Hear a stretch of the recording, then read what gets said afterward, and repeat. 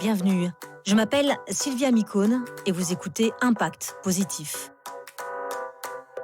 Dans ce podcast, je discute avec de simples citoyens, des entrepreneurs, étudiants, artistes, penseurs, scientifiques. Ils ont un impact positif sur la société, l'environnement. Ils inspirent, ils font tout simplement. Face à l'urgence climatique, la crise démocratique, face à une société aux inégalités croissantes, 1 million de révolutions ont surgi et des dynamiques se sont mises en place. Bienvenue dans ce monde en transition où chacun, à son échelle, peut trouver sa place et faire bouger les lignes. Ces femmes, ces hommes, je les rencontre depuis des années. Je veux savoir qui ils sont, pourquoi ont-ils lancé leur projet, comment ont-ils eu l'idée, quelles sont les solutions qu'ils proposent et pour quels impacts. Les filles veulent travailler pour avoir un impact social positif. Et ça, depuis la nuit des temps. Donc, on voulait être maîtresse d'école pour transmettre, on voulait être nurse pour soigner. Et là, il faut expliquer aux parents que si les filles veulent avoir un impact social positif, il faut plutôt être celle qui invente le robot qui va remplacer la nurse, celle qui invente le vaccin qui va sauver les vies, celle qui invente la façon de construire une ville qui soit plus humaine parce que les gens vont habiter dans les villes, etc., etc. C'est juste un changement complet de paradigme. Et ce n'est pas des métiers scientifiques. C'est dans tous les métiers. En littérature, en art, dans n'importe quel domaine, on a besoin du numérique. Chiara Corazza est un sacré bout de femme. Surtout, écoutez-la jusqu'au bout. Vous en ressortirez énergisé et vous aurez glané quelques conseils de vie. Elle vous embarque dans ses combats, ses passions qu'elle mène depuis qu'elle est enfant. Oui, tout a commencé très tôt avec ses parents, ses sœurs. Elle voulait déjà changer le monde. À la tête du Women's Forum depuis presque 3 ans, l'un des réseaux féminins les plus puissants au monde, Chiara Corazza n'a qu'un seul objectif, pousser les femmes dans tous les domaines. 240 millions d'emplois sont à la clé et surtout un monde plus sain, plus équilibré. Le gouvernement vient de lui confier une tâche, celle d'améliorer la place des femmes dans les métiers d'avenir. Finance, numérique, intelligence artificielle, il y a urgence. C'est tout un monde qui est en train de se construire sans les femmes. Merci infiniment de nous suivre dans cette 2e saison. Pour me soutenir et continuer à découvrir ces personnalités et leurs projets impact, abonnez-vous sur iTunes ou sur votre plateforme préférée. Commentez le podcast, partagez-le et notez-le 5 étoiles s'il vous a plu, cela m'aide et cela m'encourage. Impact positif, saison 2, épisode 4, andiamo. Chiara Corazza, bonjour. Bonjour. Merci beaucoup d'être avec nous sur Impact Positif. On est ravis de vous accueillir. Vous êtes à la tête du Women's Forum for the Economy and Society qui va avoir lieu à Paris du 20 au 22 novembre. C'est le Davos féminin, un forum mondial avec des ramifications dans de nombreux pays. C'est une organisation qui a été créée en 2005. Elle se veut être un moteur de changement pour le leadership féminin, une plateforme d'influence qui contribue à faire avancer les choses. Je reprends vos mots. Ce forum, vous le dirigez depuis plus de 2 ans. Vous allez nous dire ce qui va se passer cette année à Paris. Vous êtes à la pointe également des combats face à l'urgence climatique. Vous avez récemment adopté une charte, on va en parler dans quelques instants. Enfin, je terminerai mon introduction par là. Il y a quelques semaines, le gouvernement vous a également confié une mission pour améliorer la place des femmes dans les métiers d'avenir. Nous allons parler de tout cela dans ce podcast. Mais tout d'abord, commençons par le début, Chiara Corazza. Comment en êtes-vous arrivée à être en première ligne sur le leadership féminin ? Est-ce que vous avez suivi tout un cheminement ou est-ce qu'aussi, quelque part, c'est le hasard qui vous a amené là ? Alors, moi, je crois que depuis toute petite, avec mes 2 sœurs, on était 3 sœurs qui voulaient changer le monde. Donc, depuis toute petite, on s'est toujours dit, qu'est-ce qu'on peut faire pour avoir un impact social positif, pour être là, pour changer le monde d'une façon positive. Donc, si vous voulez, le fait de m'occuper maintenant depuis, effectivement, presque 3 ans des femmes, a été un cheminement peut-être inconscient. Mais je me suis rendu compte tout au long de ma carrière et tout au long de ma vie que quand je voulais faire quelque chose et qui soit efficace, je me suis appuyée sur les femmes. Qu'il s'agisse des microcrédits à Madagascar, de création de puits en Mauritanie, de développement durable dans le monde entier, où j'ai eu la chance, quand j'étais à la région de France, d'avoir des budgets qui me permettaient de faire avancer les choses sur le terrain, ouvrir des écoles, créer des formations spécifiques, exporter du savoir français inconsciemment. Je me suis appuyée sur des femmes politiques, sur des femmes institutionnelles et sur femmes de terrain, parce que je savais que ça marchait. Donc, c'était pas une démarche féministe. C'était une réalité. Et puis, je me suis rendu compte aussi, de plus en plus, à travers toute cette longue carrière que la mienne, ça fait 41 ans que je travaille, que quelque part, non seulement il fallait réparer des injustices, mais que les femmes avaient une valeur ajoutée exceptionnelle, non seulement pour faire un monde plus juste, plus inclusif, plus humain, centré sur nos valeurs, mais aussi parce qu'on a une valeur ajoutée aussi économique. Oui. On ne peut pas imaginer que moitié de la planète reste à côté des grands changements. Et si vous voulez, depuis que je suis au Women's Forum, mon enjeu était comment donner aux femmes les mêmes opportunités qu'aux hommes. Et pas du tout en opposition. Moi, je ne suis pas du tout une féministe activiste qui oppose les femmes aux hommes. C'est pas du tout ça. Les féministes n'opposent pas les femmes aux hommes. Disons qu'il y a certains activistes qui sont peut-être un peu intransigeantes, qui pensent que leur lutte est contre les hommes. Pour moi, si on veut faire les choses, c'est ensemble, les femmes et les hommes, la main dans la main, et associer les hommes plus que possible. Nous avons plein de champions qui sont au contraire des grands promoteurs des femmes, parce qu'ils ont compris toute l'utilité. Par contre, c'est vrai qu'il y a des injustices à réparer, il y a des gaps extrêmement importants. Moi, j'en ai un en tête que je dis toujours. Vous avez plus de la moitié de la population féminine qui a des emplois payés. Donc, disons qu'on a 51% de la population féminine active. Et on ne crée que 34% de la richesse du monde. Donc, il y a quand même, sans parler des inégalités salariales, sans parler de places dans des centres de décision, mais simplement, moi, je rappelle toujours ce que dit un de nos partenaires, McKinsey. Si on avait plus de femmes d'ici 2025 actives dans le monde politique, économique, institutionnel et social, on créerait 240 millions d'emplois, femmes et hommes. Ouais. On ajouterait 28 trilliards de dollars au PIB mondial. Donc, on ne parle pas des cacahuètes, on ne parle pas de juste ce qu'il faudrait faire, etc. On parle d'une nécessité économique pour tout le monde, pour toute l'humanité. Et ce que je souhaitais faire depuis que je suis arrivée au Women's Forum, pour moi, ce n'est pas une question de genre. C'est une question de où les femmes peuvent amener leur valeur ajoutée dans tous les domaines, dans tous les secteurs, où c'est crucial qu'on apporte un impact positif. Je rajouterai juste, pour que les auditeurs l'aient bien en tête, vous avez été l'ancienne directrice générale de Paris-Île-de-France, capitale économique, c'est cela dont vous parliez tout à l'heure. Non, j'ai parlé plus tôt, pardon. Moi, j'ai commencé en 85, je suis arrivée en France par amour, parce que j'ai épousé un homme français, et j'ai eu la chance de commencer à travailler pour avoir des impacts sociaux positifs à la région Île-de-France, où j'étais directeur des affaires internationales, où je créais Métropolis, qui était la première association mondiale des grandes métropoles, qui donnait les clés de réussite aux maires des villes, des régions, des grandes métropoles mondiales, pour ne pas faire les mêmes erreurs qu'on a fait dans des villes déjà avancées, et surtout pour essayer d'avoir les meilleures technologies, les meilleures pratiques, les meilleures pour que tout le monde en bénéficie. Donc, si vous voulez, c'était déjà quelque chose de très impactant. Et je suis restée 17 ans à la région de France, où j'ai créé donc toute cette dynamique pour que les villes... le premier accord de coopération était avec Pékin en 87. Ensuite, il y a eu Moscou. Ensuite, il y a eu Tokyo. Ensuite, il y a eu Hanoï. Ensuite, il y a eu Varsovie quand le mur est tombé, etc. Santiago du Chili.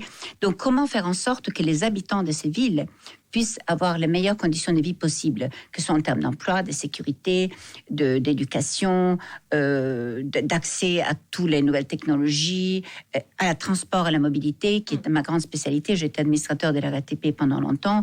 Je pense que tout ce qui nous permet de bouger, d'être mobile, est quand même une façon de vivre pleinement les opportunités qui nous sont offertes. Alors, vous dites que vous avez toujours eu envie de changer le monde. Justement, est-ce que vous pensez que c'est ce qu'il se passe avec le Women's Forum ? Et quel est son impact depuis sa création, ou en tout cas depuis que vous êtes à la tête de ce forum ? Alors, moi, je ne pourrais rien faire au Women's Forum s'il n'y avait pas derrière une notoriété, une image, une visibilité qui est celle du Women's Forum qui a été créée avant moi.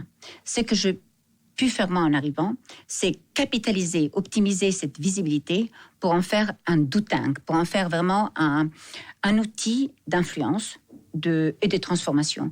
Je vous donne quelques exemples. Depuis que je suis arrivée, on s'est vraiment focalisé sur comment susurrer à l'oreille des grands, que ce soit dans le G7 ou le G20, pour leur dire, voilà, il y a des choses qui existent, qu'on pourrait développer, il y a des choses qui sont positives, il y a des lois qui ont fait avancer les choses, pas que dans les pays du G7 ou du G20, mais ailleurs. Il faut que vous en soyez conscients et que vous pouvez les utiliser.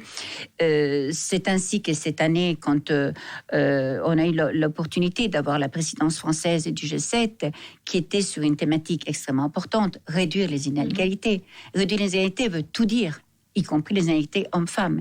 Donc, si vous voulez, pour nous, en tant que Women's Forum, on a pu mettre en avant tous les travaux que nous menons pour dire, si vous nous voulez vraiment réduire les inégalités, c'est quoi ?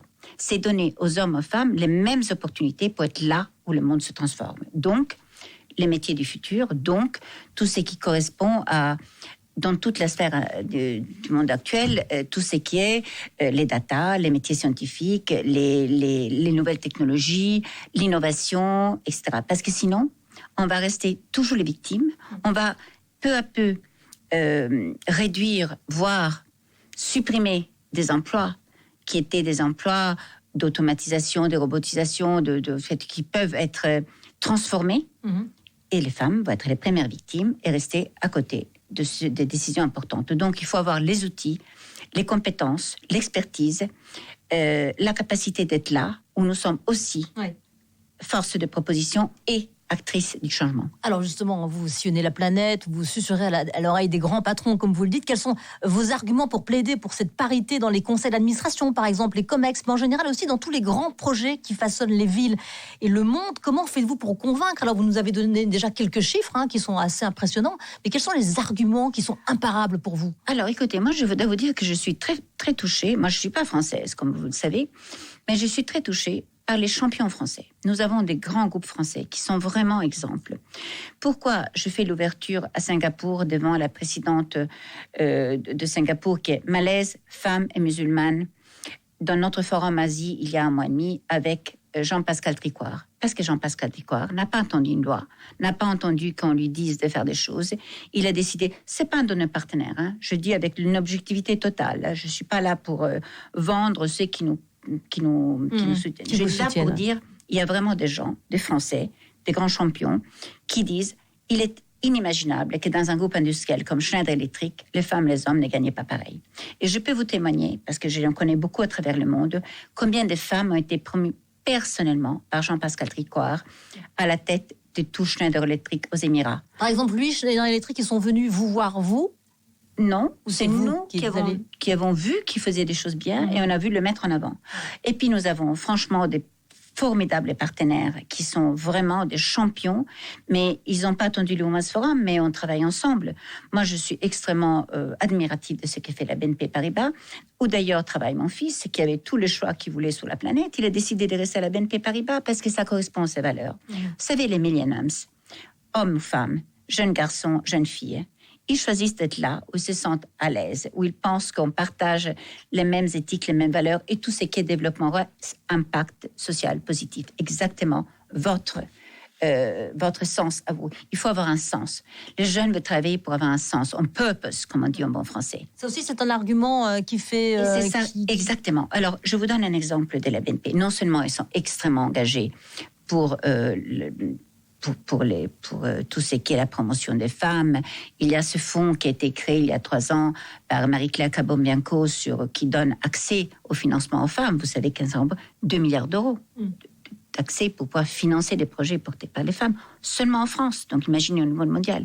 Et moi, ce qui me fascine encore plus, ce que je trouve encore plus formidable chez la BNP, c'est que maintenant, ils ont, depuis l'année dernière, étendu au niveau mondial toute la protection sociale que nous avons en France. Alors vous me direz, c'est très bien. Mais vous savez qu'au Canada, aux États-Unis et dans la plupart des pays du monde, parce que nous, on réfléchit dans notre microcosme, quand vous attendez un enfant, on ne vous paye pas du tout, mais pas un centime. Et vous payez tous vos frais, hôpital, examen, etc., de votre poche. Donc, vous n'avez même pas un salaire. Donc, quand la BNP arrive aux États-Unis, au Canada, en Asie, n'importe où, et qui donne les mêmes avantages que vous avez en France, je peux vous dire que ça fait la différence. Parce que les autres, leurs concurrentes banques ou autres grands groupes vont se dire, mais tous les meilleurs, pas que les filles, vont aller dans un groupe qui donne la possibilité d'avoir un enfant dans des conditions formidables. Et en plus, qui donne la possibilité, quand vous rentrez de votre congé maternité, de garder votre poste. Alors que vous savez que dans la plupart des pays du monde, personne ne vous attend quand vous revenez. C'est le fameux plafond de verre qui fait qu'une fois que vous avez des enfants, quelque part, vous avez intérêt à rester chez vous parce que vous ne ferez jamais plus la carrière que vous faites avant. Et voyez, et ça, c'est un autre champion, c'est L'Oréal, qui a fait ça depuis longtemps, etc., etc. Donc, vous voyez, il y a quand même vraiment des entreprises qui n'ont pas attendu des lois. Alors, moi, je suis aussi très admirative de la loi sur laquelle on a un peu contribué avec Muriel Pénicaud l'année dernière, sur l'égalité de salaire. Oui. Cette loi est très simple. C'est juste, regardez chez vous combien sont payées les femmes, regardez chez vous combien sont payés les hommes, et publiez-le. La transparence. Et là, tout à coup, on s'aperçoit que les femmes sont beaucoup moins payées que les hommes, et tout le monde tombe. On le savait déjà avant. On le savait, bien sûr, les statistiques sont effarantes. 37% le décalage entre paye des femmes et des hommes dans le monde entier. Et y compris dans des pays soi-disant très avancés comme l'Islande, etc. Et ce gap restera jusqu'au moment où tout le monde ne prend pas conscience, effectivement, qu'un salaire égal, compétence égale, et surtout, opportunité égale des promotions. Parce que c'est là où le bas blesse. On a une initiative qui est formidable et qui s'appelle les CEO Champions, où on met en avant ce que font les grands patrons. Justement, je vais vous donner quelques exemples, mais il y en a d'autres, il y en a beaucoup. Et franchement, les Français sont souvent parmi les meilleurs au monde. C'est un constat. Et donc, du coup, vous les poussez, vous les mettez en avant. Pourquoi dans un souci aussi de transparence, afin que d'autres s'y mettent aussi. Et ils montrent que les autres, et on montre surtout que les résultats de ceux qui ont plus de femmes dans la gouvernance sont meilleurs. Et le vrai problème maintenant n'est pas seulement ceux des boards, où il y a effectivement eu des lois qui ont accéléré. La loi française a fait en sorte que maintenant, la loi Copé-Zimmermann a fait en sorte que la France maintenant est championne du monde de loin en nombre de femmes dans les boards. 44%. Champion du monde. Il n'y en a pas d'autres qui font aussi bien. Mais là où le bas blesse, c'est que d'abord, c'est des nombres. Moi, les chiffres, c'est très bien, mais il faut voir qu'est-ce qu'il y a derrière les chiffres. Et deux, c'est qu'on n'est pas... Ça veut dire quoi? Si il y a 44% de femmes, ça veut dire qu'il y a 44% de femmes. Oui, il y a 44% de femmes, mais il faut voir quel type de compétences elles ont au board et comment elles les recrutent. Moi, ce que je trouve extrêmement positif dans cette finition des boards, c'est qu'en fait, on a professionnalisé les boards. Tout à coup, on s'est aperçu qu'il fallait un profil type j'ai besoin d'une financière, j'ai besoin d'une marketing, j'ai besoin de... Et donc, hommes et femmes sont maintenant choisis en fonction du profil qui est nécessaire au développement de la boîte. Mais là où on a un vrai problème, c'est les COMEX dans le monde entier.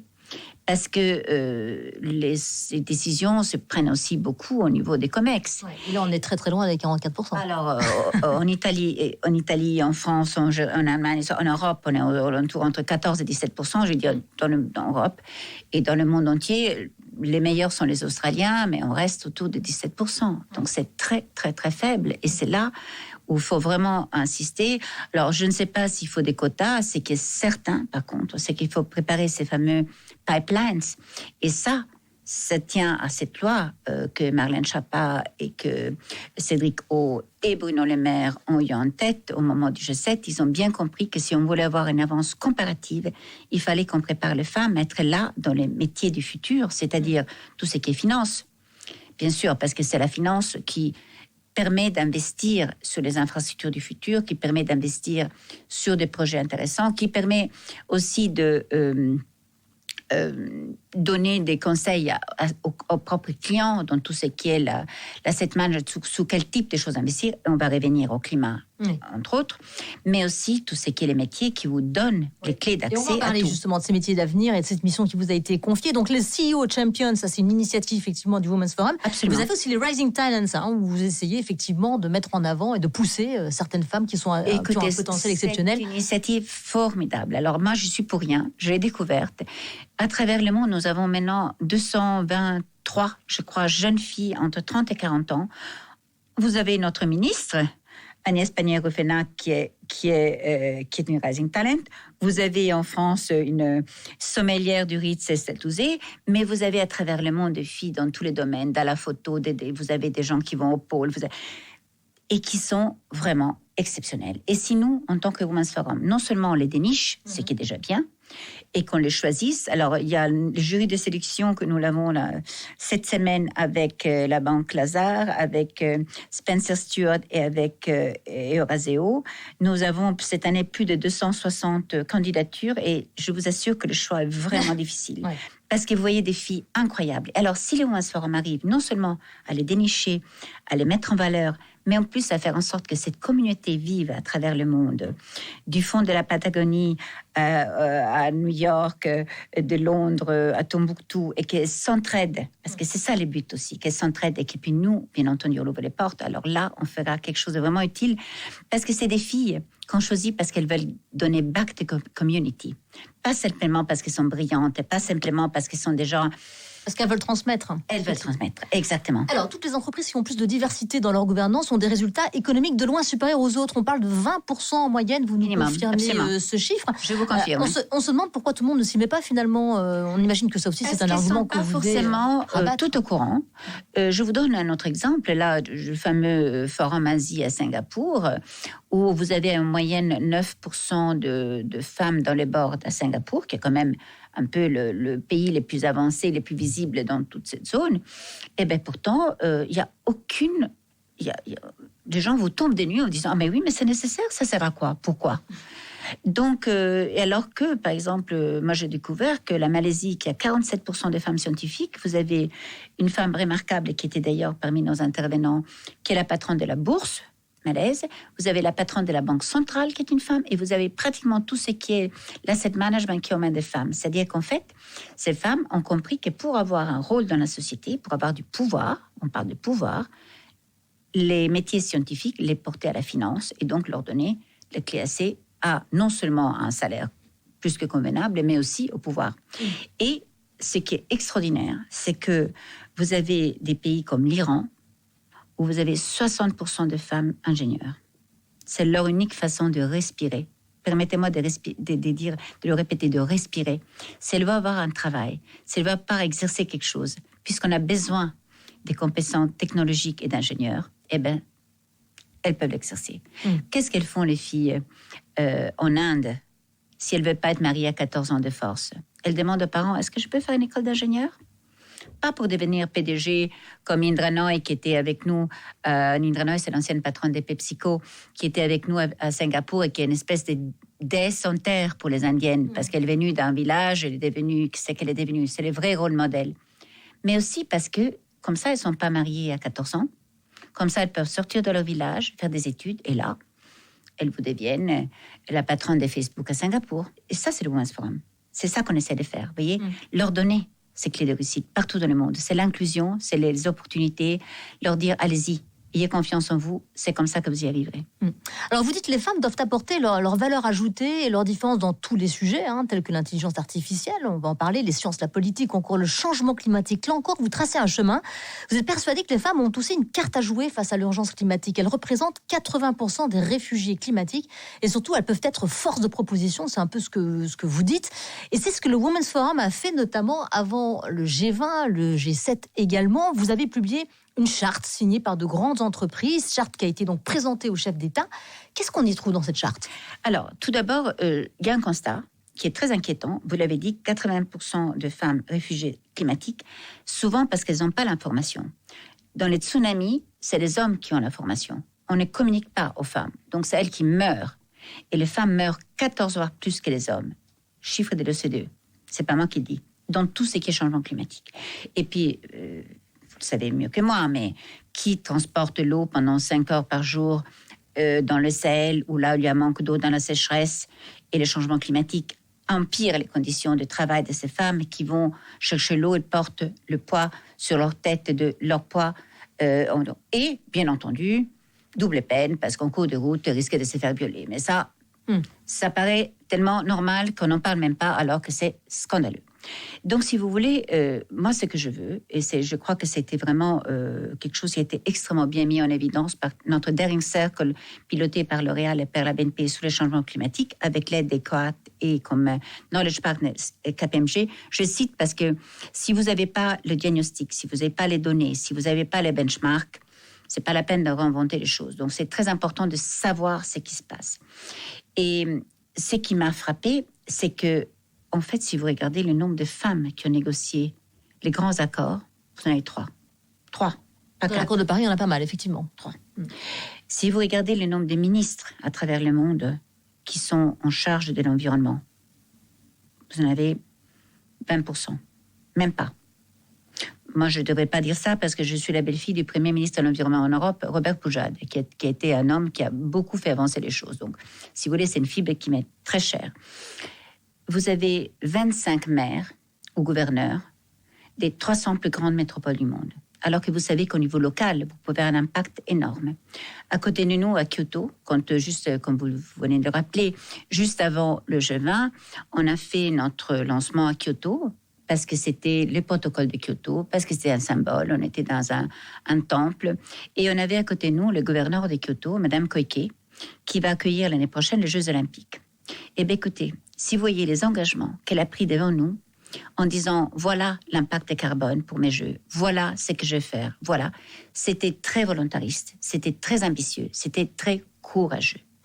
Et donc, je ne dis pas que les femmes sont meilleures que les hommes pour gérer les villes, mais c'est vrai qu'on voit qu'il y a une fibre, une sensibilité qui est plus importante des femmes, parce qu'on a une vision à long terme, parce qu'on est des mères, parce qu'on a des enfants, parce que tous les jours, nous, on s'occupe de la maison. Donc, on voit les conséquences au quotidien de ce qui est le changement climatique dans le monde entier, et pas que dans les pays en voie de développement. Et donc, si vous voulez, le fait qu'il y ait si peu de femmes aux tables de négociation, et là, on a le pouvoir de décider, est un vrai problème. Alors, notre charte, justement, a une ambition, ça ne s'était jamais fait. Bien sûr, on l'a présenté, comme vous l'avez dit, au G7, au G20, mais surtout cette ambition qui touche les 3 niveaux de décision. Qu'est-ce que vous, Sylvia, et moi, Chiara, allons faire au quotidien pour avoir un impact tous les jours positif sur le changement climatique? Est-ce que nous allons continuer à acheter des cerises l'hiver? Est-ce que nous allons continuer à voyager de façon complètement irrationnelle et responsable? Est-ce que nous allons ne pas éduquer nos enfants comme il le faut? Est-ce que, etc., etc., etc., etc. Et vous savez, quand on tient la maison, on décide du type de consommation, on peut avoir un impact énorme, surtout si on le fait sur une large échelle. Deuxième type d'impact, les grandes entreprises, les corporates. Oui. Et vous avez raison, elles ont été les premiers à signer. Et je peux vous dire que c'est un engagement très, très, très fort pour eux. Parce que, on demande d'ici 2030, quand on signe, on s'engage d'ici 2030 à avoir l'égalité dans les instances de décision. Ça veut dire quoi? Ça veut dire qu'en 2030, vous ça allez... Ça veut dire que là, par exemple, à la BNP, vous avez 15% dans les instances de décision, et ça veut dire que vous êtes à 50% dans 11 ans.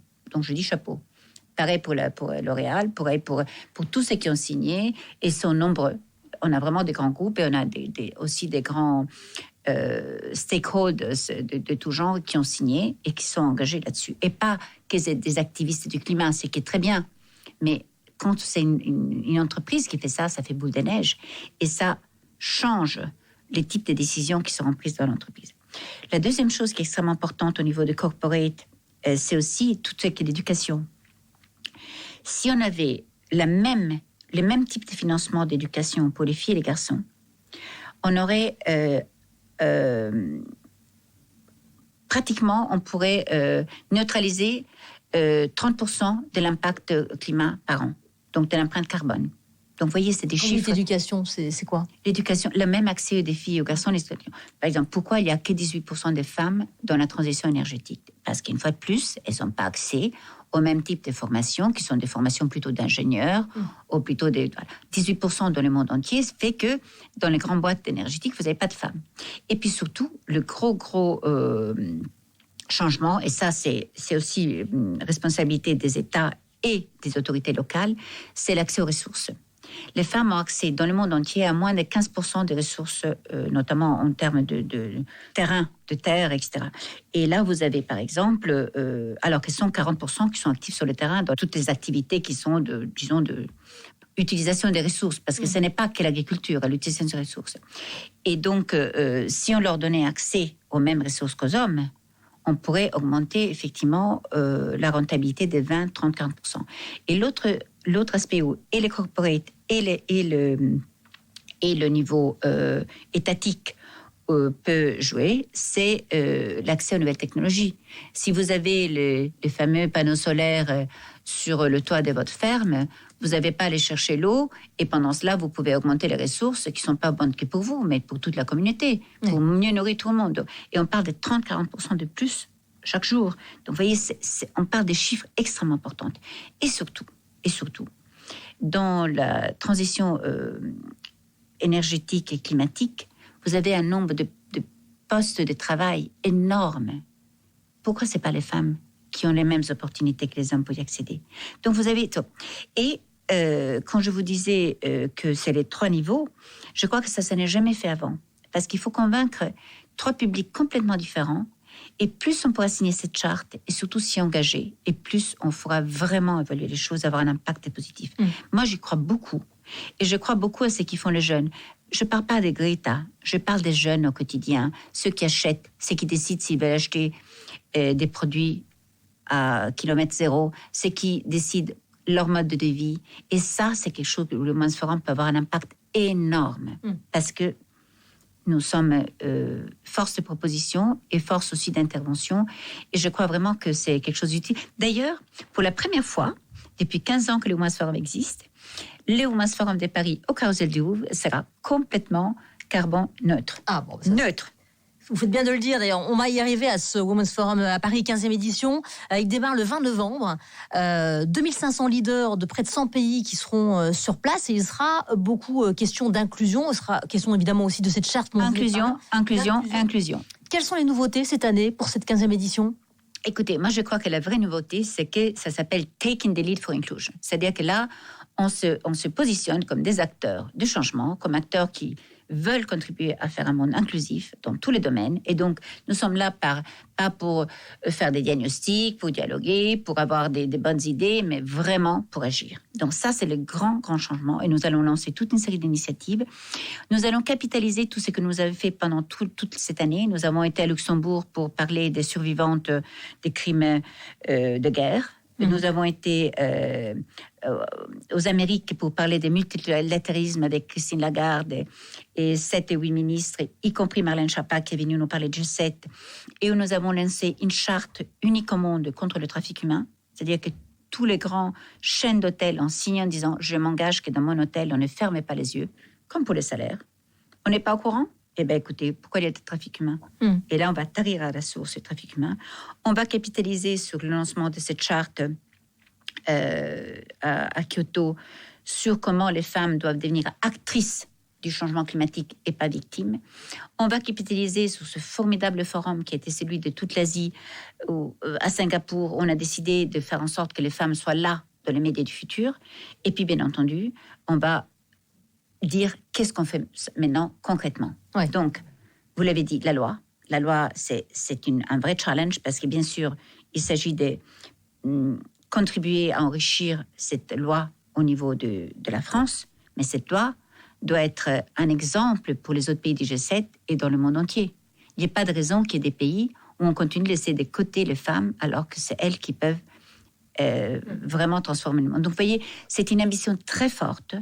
Nous avons aussi une nouvelle présidente. Donc, vous avez la primeur de cette déclaration. Nous avons la chance que Christine Scott Thomas, qui est une très belle personne, une personne formidable, ait accepté de venir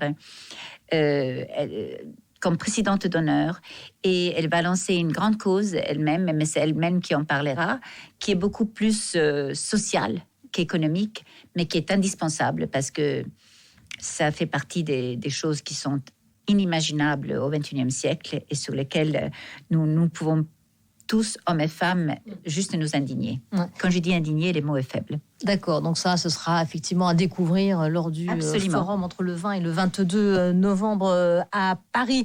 Pour Christine Lagarde, une approche féministe de l'économie et la question climatique font partie des principaux enjeux du futur. On imagine que vous êtes d'accord avec tout ça. C'est ça. C'est une de vos grandes inspiratrices, Christine Lagarde. Moi, Christine Lagarde, c'est plus qu'une inspiratrice. C'est quelqu'un que j'aime énormément, à titre personnel, à titre professionnel. J'ai eu la chance de la connaître depuis 2005, quand elle est revenue en France. On a beaucoup travaillé ensemble.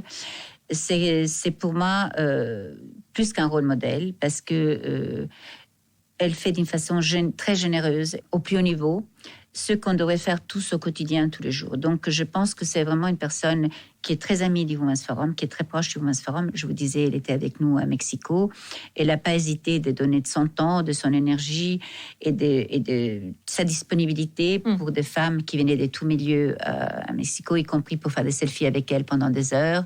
C'est vraiment cette générosité et cette capacité de faire avancer les choses que j'admire beaucoup chez elle.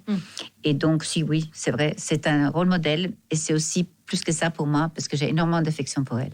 Alors, on se souvient en tout cas d'une phrase qu'elle avait prononcée sur Lehman Brothers. Elle avait dit, si Lehman avait été Sisters au lieu de Brothers, le monde serait peut-être très différent. Ah, moi, j'en suis convaincue, même si je dois dire que beaucoup de millennials, peut-être inspirés par leurs femmes, leurs sœurs ou leurs mères, sont de plus en plus des Lehman Sisters. Alors, je le disais en introduction, le gouvernement vient de vous confier une mission, celle d'améliorer la place des femmes dans les métiers d'avenir, c'est-à-dire l'intelligence artificielle, l'entrepreneuriat dans la technologie, tous ces métiers qui sont en train de se construire sans les femmes actuellement. Pourquoi est-ce qu'il y a urgence, Chiara Corazza ? Il y a urgence parce qu'il y a un danger. Il y a un danger, de laisser les femmes à côté une fois de plus. Donc, ce n'est pas possible. 2, de se priver des compétences, des talents et d'une différenciation qui est indispensable. Et il y a danger surtout parce que l'intelligence artificielle va régler au quotidien, est en train de régler au quotidien, tout. De l'éducation à la santé, en passant par tous nos gestes, notre façon de consommer, etc. Et il se trouve que derrière l'intelligence artificielle, pour des raisons qui sont dues tout simplement aux chiffres, c'est-à-dire qu'actuellement, dans le monde entier, vous n'avez que moins de 28% des femmes dans les métiers scientifiques. Donc, ceux qui conçoivent les algorithmes sont tous des très brillants, très bien intentionnés et formidables ingénieurs, hommes, blancs. C'est-à-dire que vous avez 82% de ceux qui sont en train de préparer le futur de l'humanité, qui sont des hommes en grande partie blancs. Donc, vous voyez, moi, je donne toujours un exemple qui me fait froid au dos, c'est qu'en termes de reconnaissance faciale, on fait 3 fois plus d'erreurs pour reconnaître une femme noire, y compris aux aéroports et autres. Alors, si vous et moi, on était des terroristes, on saurait très bien comment faire. On sait qu'on est pratiquement sûr de passer à travers les mailles si on se transforme en femme noire. Alors que les hommes, ils sont reconnus à 99%. Mais ça va bien au-delà, ça renforce les injustices d'accès au savoir, parce que les CV, ou aux emplois, parce que les CV sont screenés par des logiciels qui ont été conçus par des hommes. Ça va au-delà à la sélection pour entrer dans les universités, y compris dans les écoles scientifiques. Ça va au-delà dans tout ce qui nous donne les possibilités et une fois de plus, d'être là où on a le pouvoir de transformer le monde. Sinon, on finira toujours par être les fameuses victimes dont je vous ai parlé. Je répète ce terme et qui ne nous correspond pas. Et il y a une autre chose qui est intéressante, c'est que, par exemple, si vous concevez des outils pour faire un robot qui remplace un nurse, vous avez déjà en tête ce qui veut vraiment le patient, parce que nous sommes programmés pour être nurse. Et il y a une autre chose qui est extrêmement intéressante, et c'est là-dessus qu'on travaille beaucoup avec notre groupe de travail Daring Circle, c'est qu'en fait, le pire, c'est que les parents sont convaincus que quand ils disent à leur fille « c'est trop dur pour toi les maths, c'est trop dur pour toi la chimie », ils pensent bien faire. Parce que vous avez d'un côté les sciences dures, et de l'autre côté, vous avez les humanités. Donc les filles, à 72%, c'est des études que nous faisons, veulent travailler pour avoir un impact social positif. Et ça, depuis la nuit des temps. Donc, on voulait être maîtresse d'école pour transmettre, on voulait être nurse pour soigner. Et là, il faut expliquer aux parents que si les filles veulent avoir un impact social positif, il faut être de l'autre côté qu'il faut aller. Il faut plutôt être celle qui invente le robot qui va remplacer la nurse, celle qui invente le vaccin qui va sauver les vies, celle qui invente la façon de construire une ville qui soit plus humaine parce que les gens vont habiter dans les villes, etc., etc. C'est juste un changement complet de paradigme. Et ce n'est pas des métiers scientifiques. C'est dans tous les métiers. En littérature, en art, dans n'importe quel domaine, on a besoin du numérique. Et puis, il y a une autre chose qui pour moi est très importante. Si vous avez un emploi, et vous avez un emploi, si vous êtes dans les nouvelles technologies, 900 000 emplois disponibles en Europe, 1,4 million aux États-Unis. Maintenant, tout de suite. Donc, nos filles ont un emploi. Et ces emplois sont bien payés. Et vous savez surtout qu'est-ce qui se passe? Que ces emplois vous donnent confiance en vous. Vous disent, elle sait des choses. Elle connaît les chiffres. C'est quelqu'un. bon, je ne demande pas à tout le monde d'être astrophysicien comme mon ami Ercilia Vaud ou astronaute comme Claudia Agnelli. Mais même si vous n'êtes pas à ce niveau-là exceptionnel, si vous avez des compétences technologiques et techniques, on vous prend au sérieux. Donc, vous êtes indépendante et surtout, vous pouvez vraiment faire ce qui, pour moi, est la plus importante chose au monde, c'est que les filles aient le choix de faire ce qu'elles veulent. Parce que si après elles veulent écrire des poèmes, eh bien très bien, elles écriront des poèmes. Si elles veulent rester à la maison cuisiner, eh bien elles resteront à la maison cuisiner. Mais elles auront le choix de faire ce qu'elles ont envie de faire. Alors que si on les prive de ces compétences, elles n'auront pas le choix. Et c'est là la différence. Alors vous le disiez, 28% des scientifiques de la planète qui sont des femmes, moins de 20% des élèves qui intègrent des classes préparatoires de mathématiques, physique ou sciences qui sont des femmes, et aussi un autre chiffre effarant, 2% des financements dans la tech qui sont actuellement accordés à des femmes chefs d'entreprise, les fonds d'investissement qui financent massivement les hommes. Pourquoi ? Est-ce qu'il manque des candidates ? Est-ce que celles-ci sont recalées ? Un peu des deux. En tout cas, il y a vraiment encore beaucoup de chemin à parcourir. Alors, 2% dans le monde entier, en France, dans le monde entier. Donc, Silicon Valley comprise. Donc, ce n'est pas une question de développement de pays. C'est aussi une question de confiance en les femmes, d'oser. Et alors, moi, je vais vous donner un autre chiffre qui est effarant. Effectivement, les startups portées par des femmes et pour lesquelles le Women's Forum en fait beaucoup. Là, par exemple, à Paris, dans les nouveautés, on fait un hackathon. Donc, on met en valeur les entreprises qui investissent les nouvelles technologies, les startups qui investissent en purpose pour des impacts sociaux positifs. On a fait la même chose à Singapour, on a fait la même chose au Mexique, c'est-à-dire qu'on essaie de leur donner accès au venture capital. Mais 2%, c'est un chiffre, une fois de plus, inimaginable. Et il faut que tout le monde se mobilise et que tout le monde soit conscient. Et il faut aussi que les filles osent y aller. Et là, moi, je vais vous donner un autre chiffre qui m'a impressionné. Et c'est quelque chose que j'ai découvert grâce à un de notre groupe de travail Dining Circle sur la diversité dans la supply chain, qui est piloté par P&G et par Publicis. Mais vous savez qu'il y a 242 millions de femmes dans le monde qui sont propriétaires, je dis bien propriétaires, de leur entreprise dans ce qu'on appelle la filière des achats. 35%, donc c'est quand même pas mal. Donc vous avez de la boulangère au grand groupe, etc. Eh bien écoutez, ces 242 millions de femmes ont accès à moins de 1% d'appels d'offres publics et privés dans le monde entier. Pourquoi ? Parce qu'elles n'ont pas. C'est comme pour le venture capital. Elles n'osent pas y aller. Elles n'osent pas aller voir. Elles n'osent pas participer à ces appels d'offres parce qu'elles disent c'est pas mon monde. Je ne sais pas faire. Donc même on préfère laisser leur place. Oui, et puis en plus, vous avez aussi le fait que c'est pas toujours facile de discriminer positivement une entreprise parce qu'elle est portée par une femme. Ça, c'est la France, etc. Mais dans le monde entier, vous avez aussi ce problème, c'est que elles ont l'impression de ne pas être à leur place. Et donc ça doit changer et on est en train de travailler, ça fait partie vraiment des initiatives que nous avons lancées. Comment faire en sorte que les femmes aient accès aux appels d'offres, comme les hommes, dans le monde entier. En tout cas, en France, il y a une initiative qui s'appelle Sista, qui a été lancée par Tatiana Jama, qu'on a reçue d'ailleurs ici dans Impact Positif, une charte qui a été signée par 56 fonds d'investissement.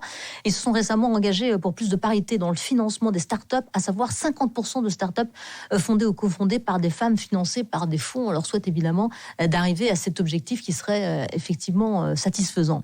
Quelles sont les pistes, du coup, qui ont votre préférence pour votre mission gouvernementale ? Est-ce que plus d'égalité, ça doit passer par des quotas lors du Women's Forum américain? Marlène Schiappa a proposé qu'on relève à 50% les quotas de femmes existants dans tous les domaines. Alors, moi je pense que les quotas, c'est un formidable accélérateur. Mais, et je dis bien mais, quand le terrain est prêt. C'est-à-dire, vous ne pouvez pas imposer des quotas dans des pays qui ne sont pas prêts. Donc moi, je suis à 100% d'accord avec Marlène Schiappa et je suis très reconnaissante qu'elle ait lancé lors de notre forum à Mexico 50% de les boards en France. On est prêt, on a les talents nécessaires. Parfait. Il n'y a pas de raison qu'on ne soit pas à égalité hommes et femmes dans les... En plus, on a vu que ça marche et que les résultats sont meilleurs. Donc voilà, rien à dire. Par contre, l'imposer de facto dans le monde entier, dans tous les pays, je pense qu'il faut tenir compte des aspirations locales. C'est un peu comme la démocratie, ça ne se décrète pas. Il faut qu'il y ait une aspiration qui vient des associations des femmes, du milieu économique, etc. Moi, je n'aime pas imposer des choses qui ne correspondent pas à quelque chose pour lequel on est prêt. Alors, pour revenir à la loi, moi, ce que je veux faire d'abord, c'est bien sûr m'inspirer de tout ce qui est proposé, tout ce qui a été fait de mieux dans le monde et qui a marché. Donc, quota ou pas quota, là, on parle plutôt des quotas dans le milieu de l'éducation, de la formation, à plusieurs niveaux. Donc, c'est quelque chose qui, pour l'instant, n'existait pas, mais qu'il faut explorer, pourquoi pas. 2, je veux être sûre de fédérer tout ce qui existe et toutes les initiatives. Vous en avez cité une, il y en a plein. Il y a eu plein d'associations formidables de femmes qui ont travaillé sur comment augmenter la place des femmes dans les STEM. Mais ce qui est pour moi le plus important... STEM, pour sciences, technologies, etc. Il faut que, comme je vous ai dit tout à l'heure vis-à-vis des parents, nous avons 3 enjeux. 1, filles 5-6 ans, donc là, il faut convaincre les parents. Expliquer aux parents pourquoi c'est utile qu'ils donnent les opportunités aux filles par les métiers scientifiques. Ensuite, vous avez une deuxième étape qui est 11-12 ans. Quand les filles décident, elles, à l'école, qu'est-ce qu'elles veulent faire, si elles veulent choisir une filière scientifique ou pas. Et là, il faut leur expliquer, vous me permettez, que les métiers de demain sont sexy, sont amusants, sont à la mode. Parce que c'est ça le problème. Éclatant. Parce que, pour l'instant, on a l'impression que les métiers scientifiques sont plutôt arides. Quand une fille est curieuse, elle a envie de faire des choses plus amusantes. Et il y avait une Vietnamienne à Singapour qui a dit, mais si vous nous dites que c'est fashionable, sexy, on ira. Donc, démontrez-nous ça. Donc, ça, c'est le deuxième jeu. Et le troisième jeu, c'est en sortant qu'elle puisse accéder de la même façon au concours, bien entendu, aux grandes écoles, aux universités. Et moi, mon rêve, ce serait que la France... Moi, je me suis beaucoup occupée de l'attractivité. C'est ma spécialité, l'attractivité, comment attirer les talents, les investisseurs, les capitaux. Eh bien, la France est un pays d'ingénieurs. Si elle devenait un pays d'ingénieuses, on gagnerait sur tous les fronts. Oui. C'est bien dit, c'est vrai. Donc c'est une mission qui viendra en tout cas enrichir le projet de loi pour l'émancipation économique des femmes qui sera porté par Marlène Schiappa notamment en 2020. Alors Chiara Corazza, je termine toujours ce podcast avec cette interview. Dans l'interview, c'est l'interview déclic, c'est parti. Quel est le conseil que vous auriez aimé avoir au début de votre carrière ? Alors là, moi j'ai jamais eu de conseil de qui que ce soit. J'ai eu des gens dans lesquels j'ai cru, j'ai eu des causes pour lesquelles j'ai cru, mais on ne m'a jamais donné de conseil. Le ou la mentor que vous auriez aimé avoir ? Vous savez, moi, à mon époque, les menteurs, ça n'existait pas trop. Nous avons d'un côté les princesses, Grace Kelly & Co, et de l'autre côté, je suis une vieille dame, Margaret Thatcher, que j'ai d'ailleurs interviewée. C'était une de mes premières interviews. Parce que vous avez été journaliste aussi, effectivement. Et j'ai fait son portrait de la femme derrière la guerre des Malouines. Il y avait Indira Gandhi et Golda Meir. C'est pas ça qui me faisait rêver. Vous ne seriez jamais devenu ce que vous êtes si. Sans ma famille. Ma famille, mes racines, mes valeurs. On m'a vraiment inculqué depuis toute petite qu'il fallait justement faire quelque chose d'utile.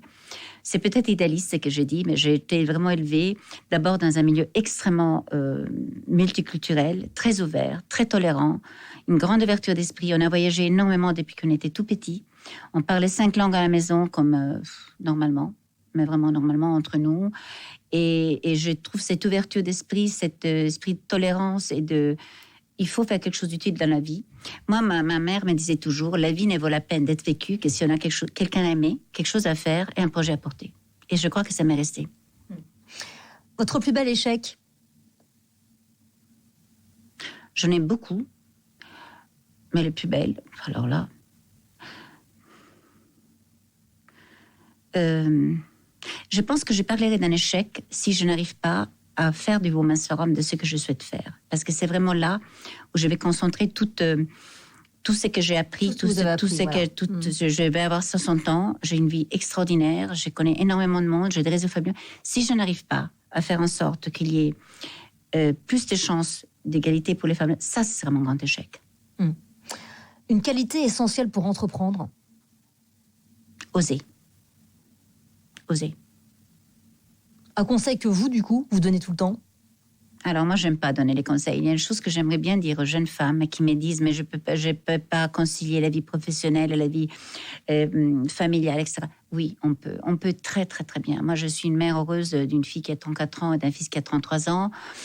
J'ai toujours été extrêmement active. J'étais toujours, à travers le monde, impact carbone, pas positif. Mais à l'époque, j'étais moins consciente. Donc, j'ai toujours été ailleurs, mais... Je pense que s'ils savent que c'est eux qui priment, Je suis mariée depuis 35 ans. Je suis heureuse d'avoir le même mari et on est toujours aussi amoureux comme le premier jour. Donc, on peut concilier si on arrive à faire en sorte que chacun se sente toujours au premier plan et que chacun voit que on fait des choses utiles, pas à détriment de notre famille, mais en impliquant notre famille. Et ça, c'est vraiment quelque chose que je voulais dire aux filles qui disent « Ah, mais je ne peux pas tout faire. Ce ne serait pas bien parce que je vais négliger mes enfants. » Les enfants ne sont pas négligés si on les associe à ce qu'on fait. C'est difficile d'associer ces enfants quand on sillonne le monde, quand on. Moi, je peux vous dire que quand je revenais de Madagascar, où j'avais refait après les cyclones Giralda et Daisy en 92, j'aurais fait les 27 lycées de l'Île-de-France en 6 mois pour que les enfants qui avaient peste et choléra puissent aller à l'école. Je peux vous dire que j'y allais 2 fois par mois, mais quand je racontais à mes enfants ce que je voyais, mes enfants comprenaient bien que c'était comme plus utile que je m'occupe de ces enfants-là que d'eux. Donc, vous voyez, ça dépend qu'est-ce que vous leur expliquez, comment vous les associez. Donc, si vous faites des choses qui vraiment ont un impact positif, puisque c'est votre émission, je pense que les enfants comprennent très bien. Évidemment, si vous dites que vous arrivez et vous ne les regardez même pas, vous ne leur racontez rien, voilà. Mais si vous les associez, vous leur dites, ce que je suis en train de faire me dépasse, et si vous leur dites, vous avez besoin de moi, je lâche tout. Moi, j'ai toujours dit, si vous avez besoin de moi, je lâche tout. Et ils le savent. Mais encore maintenant. Hein. C'est vrai qu'on a toujours besoin de... Je suis grand-mère maintenant. Toujours donc, vous voyez, c'est ma petite fille maintenant à laquelle je vais dire ça. Alors, le temps est devenu un bien précieux, Chiara Corazza. Quand vous en avez un petit peu, quand vous avez du temps libre, qu'est-ce que vous faites ? Alors, moi, mon temps libre, d'abord, il n'y en a pas. Parce que je suis toujours en évolution à chercher d'imaginer des choses. Je suis quelqu'un qui pense tout le temps. Donc, ça, c'est un énorme défaut. Je n'arrive pas à m'arrêter de penser, d'imaginer, de créer, de construire, d'essayer de développer. Donc, j'ai une tête qui va beaucoup plus vite que moi. Et moi, j'adore lire, j'adore voyager. J'ai toujours énormément voyagé. Mais je pense que le temps le plus précieux maintenant, c'est de me poser avec ma famille. C'est vraiment, si je peux avoir plus de temps justement pour ma famille. Mon papa a 91 ans. Et ça me manque beaucoup. Que dites-vous à ceux qui vous écoutent, qui ont envie d'agir, mais qui ne savent pas comment ? Ah ben, il faut juste suivre ce qu'on a envie de faire. On ne peut pas agir sur commande, il faut agir quand on a envie d'agir. Alors là, c'est très facile. Si on a envie de faire, on fait. On peut faire au quotidien plein de choses. C'est plein de petits gestes. Et tous, on peut contribuer énormément. C'est pas parce qu'on est chef d'État qu'on peut faire plus que quelqu'un qui est... juste, mais même chez lui, tranquillement, sans emploi. On peut tous faire énormément. Il faut avoir des ambitions. Il faut voir où on veut et être sûr qu'on a envie de faire quelque chose qui soit utile. Merci beaucoup, en tout cas, Chiara Corazza, d'être venue sur Impact Positif. Où peut-on prendre des nouvelles des travaux du Women's Forum ? On l'a dit, c'est du 20 au 22 novembre. Mais où peut-on prendre donc des nouvelles de vos projets ? Alors, d'abord, moi, je vous recommande à tous de participer à cette aventure humaine extraordinaire. On revient avec un plein d'énergie positive formidable, à tout âge, je peux vous dire. C'est vraiment un bridging humanity, à tout âge. On revient avec plein d'idées, avec plein d'engagements personnels, avec un réseau extraordinaire. On a cette communauté de 25 000 personnes à travers le monde qui vient, vous le disiez, on vient du monde entier. On peut s'inscrire sur notre site, on peut participer, on peut vivre une aventure unique, humaine, à tout âge. Et moi, vraiment, pas que ceux qui sont... C'est important, les réseaux pour les femmes, j'imagine aussi. Ah, c'est extrêmement important. Vous savez, il y a une place en enfer pour les femmes qui ne s'entraident pas. et le réseau du Women's Forum, vraiment, que ce soit pour s'entraider humainement, mais aussi s'entraider dans le business, y compris pour améliorer ses places dans les boards, c'est extrêmement efficace. C'est vraiment un réseau... Moi, je n'ai aucun mérite là-dessus. Autant je vous ai dit ce que j'ai apporté pour transformer, autant je vous dis, ces réseaux de femmes qui s'entraident est exceptionnel. Moi, je trouve que c'est un des plus puissants au monde parce que non seulement il est français comme âme et comme origine, mais rayonne dans le monde entier. Donc, partout dans le monde, on peut aider, soutenir, conforter et montrer qu'il y a une vraie solidarité des femmes, de mères, de sœurs, cette sororité des femmes qui sont confrontées aux mêmes problèmes partout dans le monde et qui ont besoin qu'on dise « ça ne t'arrive pas qu'à toi, on est tous dans le même bateau et on est tous ensemble et on peut toutes y arriver ensemble ». Merci beaucoup en tout cas, Chiara Corazza. Et bonne route à vous. Merci. Bon, bah super, c'est bien. C'est trop long, non? Non, c'est ce qu'on fait. Moi, je suis partie. Ils vont me poser des questions que je ne peux pas dire le contraire. Je vous parle avec mon cœur, là. Donc, vous l'avez senti. Je l'ai bien vu, je l'ai bien vu. Moi, j'aime bien être comme je suis. Je ne fais pas semblant. Je ne suis pas capable de faire semblant.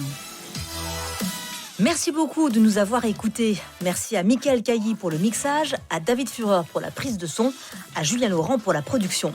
J'attends vos commentaires et si vous avez une suggestion d'invité, n'hésitez pas. N'hésitez pas aussi à vous abonner, à nous noter et à partager cette interview si vous avez passé un moment inspirant, ce que j'espère vivement. Rendez-vous sur Instagram impactpositif.podcast ou sur notre compte Twitter @ipositif au pluriel ou encore sur le mien @Sylvia Amicone pour toutes les infos. À très vite pour un nouvel